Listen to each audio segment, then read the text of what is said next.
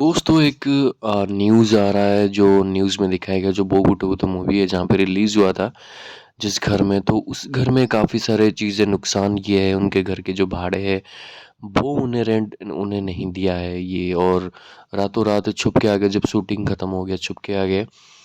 ऐसे अफ़वाह या फिर सच मुझे नहीं पता, लेकिन अगर ये सच है तो उन लोगों को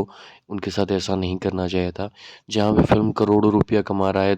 तो वहाँ पे उनकी चीज़ें नुकसान करके उनके वो जो इतने मासूम लोग हैं उनके साथ ऐसा अन्याय नहीं करना चाहिए। अगर फिर भी आप लोग बाबूशान के सपोर्टर हो, अगर ये बात सच है तो फिर आप उनके पोस्ट हो या फिर उनके मैसेज करके कमेंट कर सकते हो। उनको इसका भरपाई करना ज़रूरी है क्योंकि वो लोग मासूम लोग होते हैं और ऐसे चीज़ों में अगर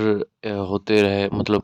रह जाएगा तो फिर आगे जाके उड़िया फ़िल्म का नाम भी ख़राब हो जाएगा। कोई देखने भी नहीं जाएगा क्योंकि उड़िया लोग बहुत सेंसिटिव होते हैं, इन सब चीज़ों को बहुत ही दिल पे ले जाते हैं और लोग इसको देखने नहीं जाएँगे।